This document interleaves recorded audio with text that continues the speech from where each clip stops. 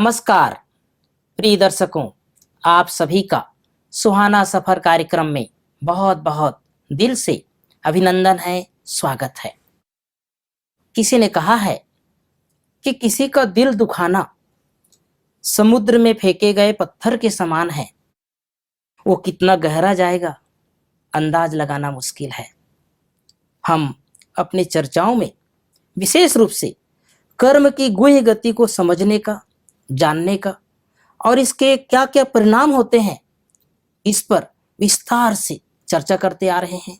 आज हम विशेष रूप से चर्चा करेंगे कि कैसे वर्तमान में अगर हमारे सामने कोई ऐसी परिस्थिति आ गई है जिससे निकलना बहुत मुश्किल हो रहा है, क्या क्या विधियां हैं जिससे इससे बाहर निकला जा सके। इस पर विस्तार से चर्चा करने के लिए स्टूडियो में उपस्थित हैं राजयोगी ब्रह्मा कुमार सूर्य भाई जी, गीता बहन जी, संदीप भाई। आइए स्वागत करते हैं। आप तीनों का बहुत बहुत स्वागत है। संदीप भाई, हम पिछले एपिसोड में चर्चा करते करते लास्ट में आए थे कि हमारा जो वर्तमान है वही भविष्य का निर्माता होता है। लेकिन कई बार हम देखते हैं कि मनुष्य इतने उलझ जाते हैं अपने इस वर्तमान में और उससे बाहर निकलना बहुत बार मुश्किल होता है। कोई कोई तो अपने समस्याओं से या पाप कर्म का जो प्रभाव है उससे किसी की मार्गदर्शन जब मिल जाता है तो बाहर निकल जाते हैं। लेकिन कई बार आदमी जो है इतना मूंझ जाता है कि वो गलत काम भी कर लेते हैं, गलत कदम भी उठा लेते हैं। कैसे निकले वर्तमान से? पाप का प्रभाव या कर्म की गति जो हमारे साथ हो रही है उससे बाहर आने के लिए हम क्या कर सकते हैं? समस्या कहाँ है? वर्तमान में है तो समस्या है ही नहीं। हम कोई तो लोग पास्ट में है और कोई फ्यूचर में, कोई आगे का सोच रहे और पिछला ढो रहे। वर्तमान में नहीं है। वर्तमान में है तो बहुत अच्छा है। लेकिन मेरे सामने तो सारी समस्याएं वर्तमान में दिख रहा है। हाँ, लेकिन वर्तमान की समस्या को समझना है तो सबसे पहले वर्तमान में जीना पड़ेगा। अभी तो आ गया ना। जैसे उदाहरण के लिए मैं आपको बताऊं, जैसे समझो गलती से हमें ऐसा लगता है कि जो हमारे माता पिता है वो हमारे साथ ठीक नहीं है, लेकिन हो गया ना। अब आगे कैसे जाएंगे? तो इस बात को, ये पिछला हो गया, पास्ट को भूलना पड़ेगा जी, पास्ट को रखना पड़ेगा। लेकिन उसके लिए सबसे पहली चीज है स्वीकार करना पड़ेगा। देखो जैसे ये कपड़ा है, ये गंदा हुआ है, लेकिन अगर मुझे स्वीकार नहीं है तो मैं चेंज नहीं कर सकता। अगर मुझे स्वीकार हो जाए तो मैं चेंज कर सकता हूँ। हम हंसी हंसी में एक बात कहते हैं, समझो आलस्य है, ये तो पिछले जन्म से आया, चलो पिछला अवगुण है, अभी क्या करे? आलस्य गुण है या अवगुण है? अगर ये वर्तमान पर डिपेंड करता है, वो गुण हो सकता है या अवगुण हो सकता है जी। आलस्य को अगर हम गुस्सा करते समय यूज करें, आज नहीं गुस्सा करते कल करते, तो गुण बन जाएगा। तो वर्तमान एक्चुअल गिफ्ट है जी, हमारे सभी शक्तियों को यूज करके अच्छा पुण्य बनाने का। वर्तमान बहुत सुंदर गिफ्ट है हमारे लिए, और विशेष रूप से वो ब्रह्मावत्स जिन्हें ईश्वरीय ज्ञान मिला है, जिन्हें प्रभु मिलन का एक श्रेष्ठ अवसर प्राप्त हुआ है जी, जिनके सामने अपने भविष्य को, लंबे भविष्य को, भविष्य केवल कल परसों 2-4 साल का नहीं, अगले पूरे कल्प के भविष्य को स्वर्णिम बनाने का गोल्डन चांस है जी। ऐसी महान आत्माओं को चाहिए कि वो पास्ट में न रहें। अगर वो पास्ट में रहती हैं, जैसा साइकोलॉजिस्ट ने सर्वे किया, मोर देन 70% लोग पास्ट में जीते हैं। वर्तमान का ज्यादा सुख ही नहीं उन्हें मिलता। और कुछ लोग ऐसे हैं जो वर्तमान अपने काम धंधों में जी रहे हैं, केवल धन को सुख मान बैठे हैं। भाई आज अच्छी कमाई हो गई तो घर बहुत खुशी खुशी से लौटेंगे, लेकिन और भी कुछ फैक्टर्स हैं जीवन के, केवल धन ही नहीं है। तो मैं बात कर रहा हूँ उन महान आत्माओं की जो ब्रह्मावत्स बने हैं, जो प्रभु के आगमन से परिचित हो चुके हैं और जिन्होंने उसका सत्य ज्ञान प्राप्त करके अपने विवेक को डिवाइन कर लिया है।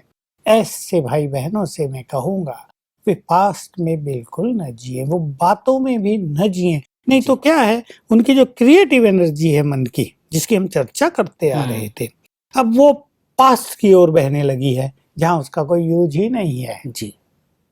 अभी यूज है उसका वर्तमान में। पास्ट को तो हमें भूलना है, चाहे वो कितना भी कड़वा था, कैसा भी था। नहीं तो क्या है, पास्ट की बातों को याद करके कई मनुष्य इरिटेट रहते हैं, कई मनुष्य दुखी रहते हैं, तो वर्तमान में भी वो अच्छे काम नहीं कर पाते, उनकी मनोस्थिति वर्तमान में भी उनके लिए सुखदायी नहीं रह पाती। इसलिए हम वर्तमान को एंजॉय करें और वर्तमान को भी इतना सुंदर बना लें कि हमें भविष्य की चिंता ही न रहे। कई लोग भविष्य की चिंताओं में भी जीते हैं, कई माताएं अपने बच्चों के भविष्य को लेकर चिंतित रहती हैं। लगता तो बड़ा नेचुरल सा है, लेकिन जब देखते हैं कि बच्चे अभी 8-10 साल के ही हैं और माँ बहुत परेशान है, इनका क्या होगा पता नहीं, तो ये थोड़ी सी अबोधतापूर्ण बात नजर आती है। हम वर्तमान को श्रेष्ठ करें, भविष्य स्वतः श्रेष्ठ हो जाएगा। गीता बहन, मैं आपसे जानना चाहता हूँ कि कई बार हम जैसे पिछले जन्मों के कर्मों के फल के बारे में चर्चा कर रहे हैं, भाई साहब बता रहे हैं कि अपने वर्तमान में जियो, लेकिन अगर जाने अनजाने में मेरे से बचपन में कोई भूल हुई हो या किसी से भूल हुई हो, और हो ही जाती है, जीवन है ये, उसका प्रभाव कई बार हमारे मानस पटल पर रहता है। आप बार बार कह रहे हैं, आप तीनों कह रहे हैं कि बीती बातों को भूलते जाओ और तभी आपका वर्तमान और भविष्य अच्छा बनेगा।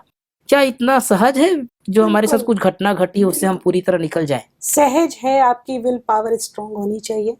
मैं पहले भी कह चुकी हूँ कि निर्माण करने की ताकत आपके खुद के माइंड में है। हाँ, आप जैसा चाहो वैसा निर्माण कर सकते हो। वो पावर, वो ताकत, वो शक्ति आपके खुद के पास है। आपने पहले भी निर्माण किया है।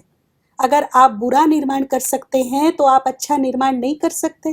कर सकते हैं ना? कर सकते। बस एक दृढ़ शक्ति रखनी है, एक फोकस रखना है कि अब तक मैंने ये देखा, ये सोचा, ये बोला, जी। अब थोड़ा सा चेंज क्या करना है कि अब मुझे ऐसा सोचना है, ऐसा बोलना है, ऐसा देखना है।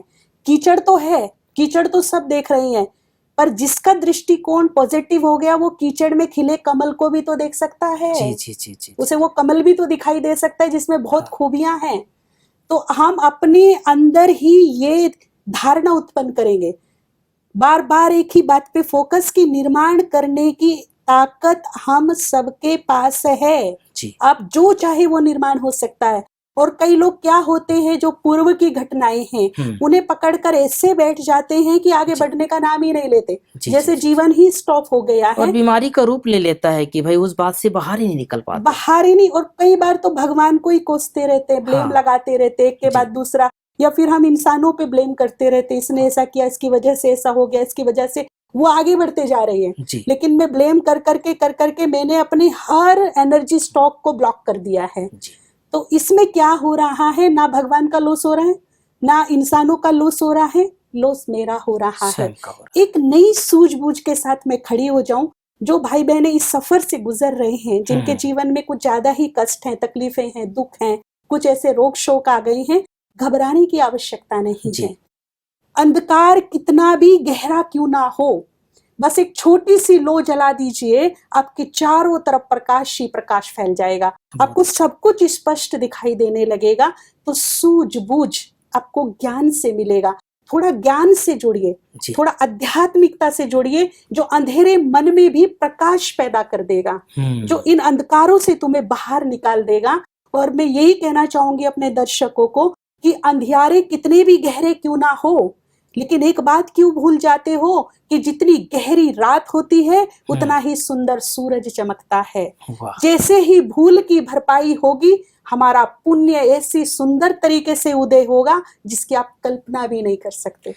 भाई ये सुनने में बहुत अच्छा लग रहा है गीता बहन की बातें कि भी कितना भी अंधकार हो लेकिन हमें घबराने की या डरने की जरूरत नहीं है, सूर्य का उदय जरूर होगा। लेकिन जिस व्यक्ति के साथ कोई घटना घटी है, मान लो कोई छोटी घटना या बड़ी घटना, उसका प्रभाव मानस पटल पे इतना रहता है कि वो कैसे इस तरह का विचार लाएं कि मैं उससे बाहर निकल जाऊं और मेरे जीवन का एक प्रकाश आ जाएगा। एक बुरी घटना घटी है, 10 सुंदर घटना भी तो घटी होंगी। जी बस यही एक इम्पोर्टेंट बात है कि कुछ सुंदर विचारों का निर्माण अपने चित्त में करें। जैसे 2 बातें आ गई हैं जो मैं अपने दर्शकों को पुनः याद दिलाना चाहूंगा। वर्तमान बहुत शक्तिशाली है जी। क्यों? क्योंकि हमें अवेयरनेस है, सब कुछ, हम जागरूक हैं जी। हमारे हाथ में बहुत कुछ है, इसका फायदा उठाना चाहिए। पास्ट कमजोर है, फ्यूचर परछाई है।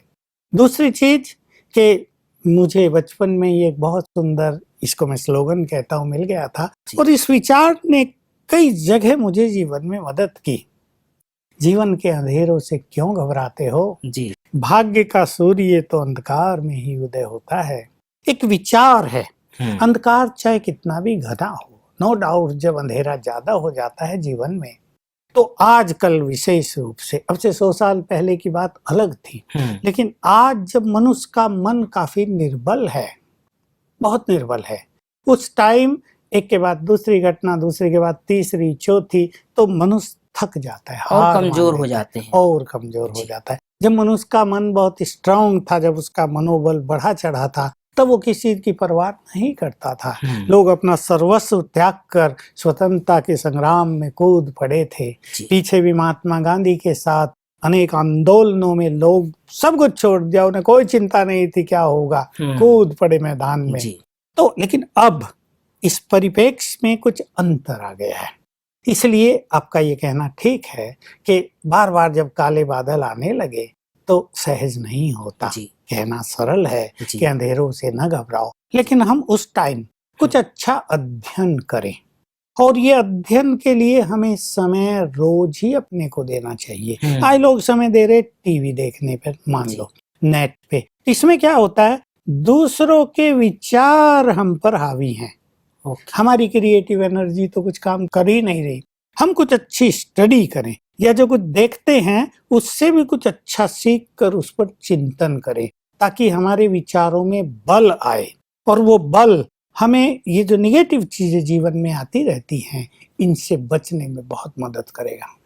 मतलब हमें समझना चाहिए कि जितना ज़्यादा हो सके हमें अपने वर्तमान को ध्यान दें, लेकिन कई बार भूत का प्रभाव रहता है। जैसे भाई जी साहब, मैंने प्रश्न पूछा कि मेरे साथ कोई घटना घटी है, मैं थोड़ा सा और स्पष्टीकरण चाहता हूँ संदीप भैया आपसे, कि अपन दूसरे के साथ कुछ होता है तो हमें उसको समझाना सिखाना आसान होता है। मेरे साथ कोई घटना घटी है, उससे बाहर निकलना थोड़ा कभी कभी कठिन लगता है। इसमें बहुत सारी ऐसी केसेस भी आती है साइकोलॉजी में। इसमें हम 1-2 बातें उनको ये समझाते हैं। सबसे पहली बात यह है, देखो, जब परीक्षा होगी तो पास होंगे, पास होंगे तो आगे बढ़ेंगे, परीक्षा नहीं होंगे तो पास नहीं होंगे, आगे नहीं बढ़ेंगे, आगे खुलेगा ही नहीं।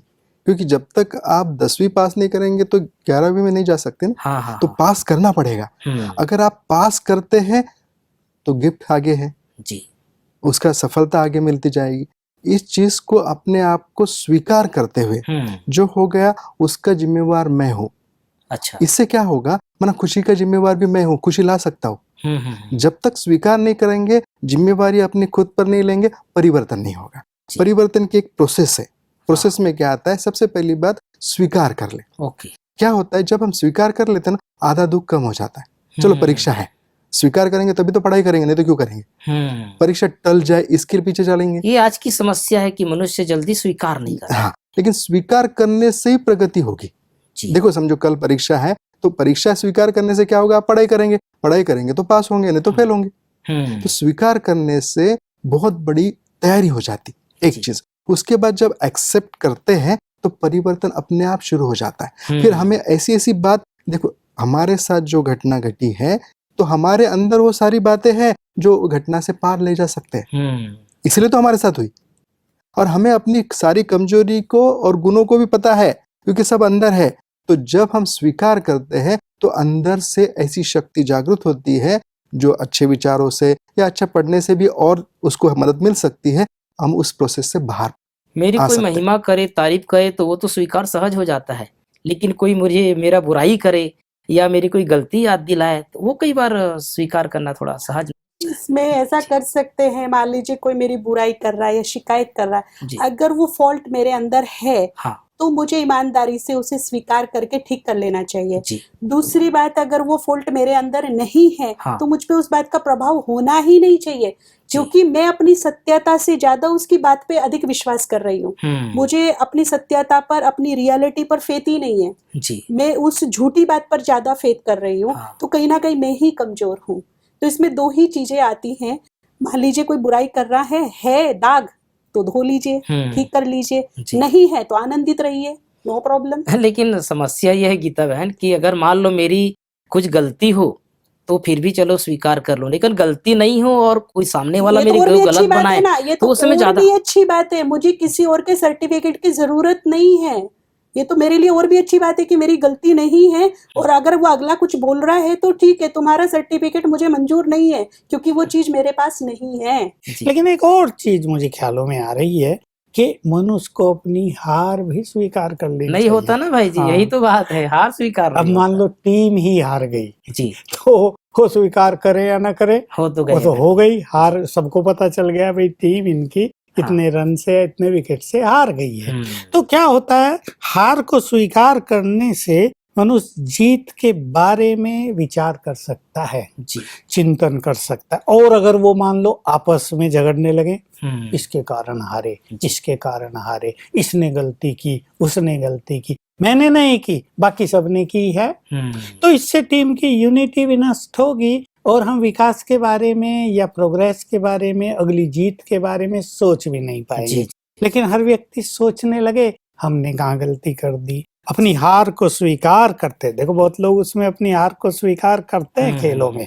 राजनेताओं को भी हम देखते हैं, भले ही वो जी। इलेक्शन में कितने भी संघर्ष करें, जब हार होने लगती है तो बोल देते हैं भाई हमने अपनी हार स्वीकार कर ली। जी जी ये उनकी नम्रता भी है जी। कि युद्ध तो किया भयानक, हाँ, लेकिन जो कुछ हो गया उसे जो स्वीकार परिणाम कर आ लिया। गया सामने उसको तो टाला नहीं जा स्वीकार। सकता। तो ये मनुष्य को अपनी ऐसी मेंटेलिटी बनानी ही चाहिए एक सुंदर भविष्य के लिए, कि हम अपनी हार को भी स्वीकार करें। और जैसा गीता बहन ने कहा, अगर हम सत्य हैं जी तो अपनी सत्यता में ऐसे अचल अडोल रहें कि किसी का दिया हुआ सर्टिफिकेट हमारी अपनी सत्यता से हमें डगमगा न सके। हमारी चर्चा हो रही है संदीप भाई की वर्तमान के ऊपर। कई बार हमारा ध्यान वर्तमान में नहीं रहता है। ऐसा क्या विचार हम सदैव अपने मन में लाते रहें कि अब वर्तमान हमारा बहुत श्रेष्ठ बनता रहे, जिससे हमारा भविष्य अच्छा हो। इसके लिए सबसे पहले ये बात है, जिनको सफलता प्राप्त करनी है उनको समस्या को सीढ़ी बनाना सीखना पड़ेगा। हाँ जब तक समस्या को सीढ़ी नहीं बनाएंगे सफलता नहीं मिलेगी। आप देखो, एक पत्थर होता है, ब्लॉक हो गया, 2-3 पत्थर रखो, सीढ़ी बन जाती है। जो समस्या को सीढ़ी बनाना सीख जाते हैं वो प्रोग्रेस करते हैं, जी वर्तमान को जीना सीख जाते हैं। हाँ और जो वर्तमान को जीना है उसका भविष्य अपने आप बनता है। कभी कभी हमारे साथ ऐसा होता है कि कुछ बुरी घटनाएं, बुरी बातें, बुरी चीजें हमारे साथ हो रही हैं, लेकिन हमने बहुत जगह ऐसा देखा है कि वो बुरी चीजें ही कभी कभी बहुत अच्छी चीजें दे जाती हैं। कि कोई बहुत बीमार था, बेड पर था, 1 साल बेड पर रहा, लेकिन जैसे ही वो ठीक हुआ तो उसके प्रोग्रेस के रास्ते खुल गए। वो इतना तेजी से आगे बढ़ा कि पीछे मुड़ने का नाम ही नहीं, पीछे मुड़ के देखा ही नहीं। और वो अपने एक्सपीरियंस में सुनाता है कि देखो 1 साल बेड पर रहा, वो मेरा बेड पीरियड था, लेकिन ये बेड पीरियड मुझे इतना गुड एक्सपीरियंस दे करके गया कि मैं इतनी तेज आगे बढ़ा कि मैंने पीछे मुड़ के नहीं देखा। वो खुद अपने मुंह से ये बातें सुनाते हैं। दूसरी बात, कभी कभी कोई बीमारी ऐसी आ जाती है जो सदा के लिए निरोगी बना जाती है। कभी कभी जीवन में कोई हार ऐसी हो जाती जो सदा के लिए हमें जिता के चली जाती है। कोई असफलता ऐसी आ जाती है जो हमेशा के लिए मुझे सफल बनने के गुर सिखा जाती है। तो कोई ना कोई बुरी बात के पीछे भी अगर हम सूझबूझ से देखें तो कोई ना कोई रहस्य, राज जरूर समाया होता है। वो बुरी चीज हटेगी, वो काले बादल हटेंगे तो ही तो सूरज चमकेगा। बहुत अच्छी बात गीता बहन कह रही हैं। ऐसे बहुत सारे उदाहरण मेरे सामने आ रहे थे, इनके बाद सुन के 10 आए होंगे कि एक व्यक्ति बहुत ढीला चल रहा था और उसके सामने एक बड़ी घटना आ गई, उसका जीवन उस दिन से निखर गया। जी, एक व्यक्ति थोड़ी सी गरीबी में जी रहा था, उसके घर में एक चोरी हो गई। हमारे गांव की घटना है।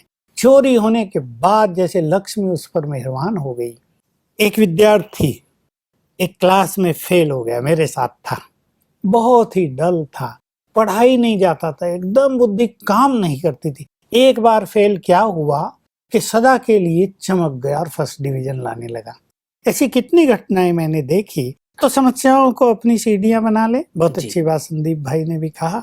और ये चीज ऐसी होती है कि पास्ट के कुछ विकर्म के कारण मान लो कोई बीमारी आ गई, अब वो बीमारी को सहन कर रहा है व्यक्ति, जरा आराम से सहन कर रहा है, बिना चिल्लाए सहन कर रहा है, तो वो पाप कर्म का बोझ उतर रहा है और उसके उतरते ही सुंदर दिन आ गए। जी। तो निरोग काया प्राप्त होने लगी। सफलता में, बिजनेस में बाधा आ रही है, लेकिन मनुष्य हिम्मत नहीं हार रहा है। वो उसको आराम से पार करता जा रहा है। चलो थोड़ी कमाई हो रही है, थोड़ा कुछ गड़बड़ हो गई, एक क्षण आया कि वो विकर्मों का जो दबाव था वो हट गया और बिजनेस तेजी से आगे बढ़ने जी, लगा। जी, जी, ये बहुत घटनाएं होती है, तो मैं इसको इस तरह देखता हूँ। हमने अपने जीवन में देखा, मैंने मन बना लिया था। हम राजनीति में भी देखते हैं, जो महान पुरुष हुए उनके कहानियों से भी देखते हैं कि जिसकी जितनी निंदा हुई वो उतना आगे बढ़ गया, पर जी। शर्त एक थी कि निंदा में वो अविचलित रहा हो।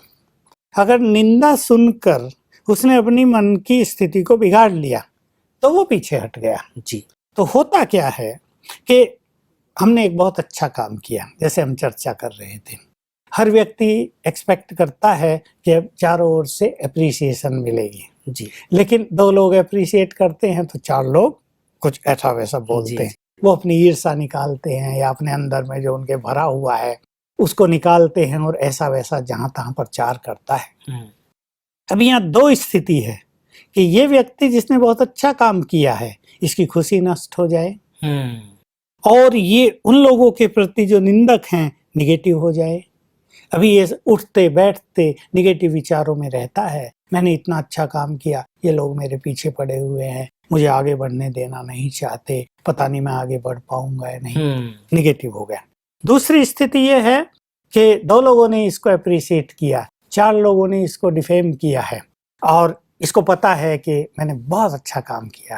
अब ये सोचता है किसी की निंदा मुझे आगे बढ़ने से रोक नहीं पाएगी, जी। मैंने आज ये एक अच्छा काम किया, कल 2 करूंगा, हाँ। कल 5 लोग में निंदा करेंगे, अगले दिन मैं 3 करूंगा, कल 10 लोग निंदा करेंगे, आखिर सभी लोग निंदा करना छोड़ देंगे। तो उनकी निंदा जैसे मेरे लिए एक उमंग दिलाने का साधन बन गई, जी, मुझे अपलिफ्टमेंट देने का आधार बन गई और हम आगे बढ़ते जाएंगे। तो ये मनोस्थिति बहुत श्रेष्ठ है, मैंने भी अपने जीवन में यही अपनाया था और हमारे यहाँ बहुतों ने अपनाई है कि जो लोग निंदा सुनकर या थोड़े निगेटिव कमेंट सुन के पीछे हट गए वो सदा के लिए पीछे चले गए, और जिन्होंने उन कमेंट्स को स्वीकार ही नहीं किया, हम आगे बढ़ेंगे, आगे बढ़ना हमारा काम है, कमेंट्स करना कैसे करते हैं वो उनका काम है, वो आज आगे बढ़े हुए हैं। पॉलिटिक्स में देख लीजिए और किसी ऑर्गेनाइजेशन में देख लीजिए, जो लोग बहुत अच्छा काम कर रहे हैं उसमें तो प्राय बातें होती है ना। तो हम हमेशा अपने को इस तरह पॉजिटिव रखें, और जो संदीप भाई ने कहा था इन पत्थरों को सीढ़ी बना दें, हम ऊपर चढ़ते जाएंगे। जी। मतलब अपने मनोबल को कमजोर ना होने दे और हर घटना को एक प्रकार से ऐसा समझे कि यही मेरे उन्नति के मार्ग का द्वार खोलने वाला है।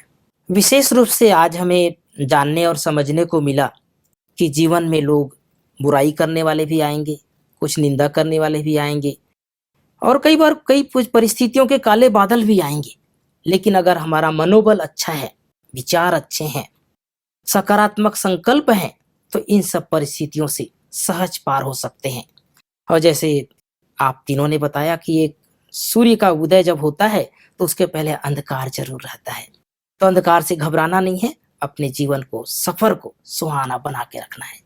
आप तीनों अपना कीमती और बहुमूल्य समय निकाल करके हमारे दर्शकों के लिए सुंदर सुंदर विचार लाए, उसके लिए पुनः धन्यवाद।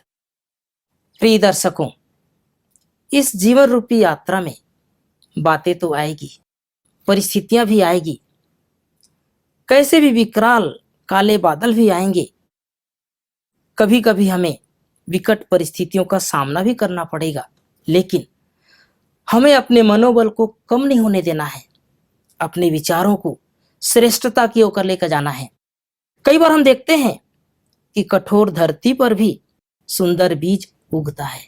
ऐसे ही अगर आप अपने जीवन में कुछ ऐसी परिस्थितियों से घिर गए हैं जहां से आपको निकलना मुश्किल हो रहा हो, तो अपने अंदर श्रेष्ठ संकल्प का बीज बोएं, और वो बीज आपके भाग्य का निर्माण कर सकता है।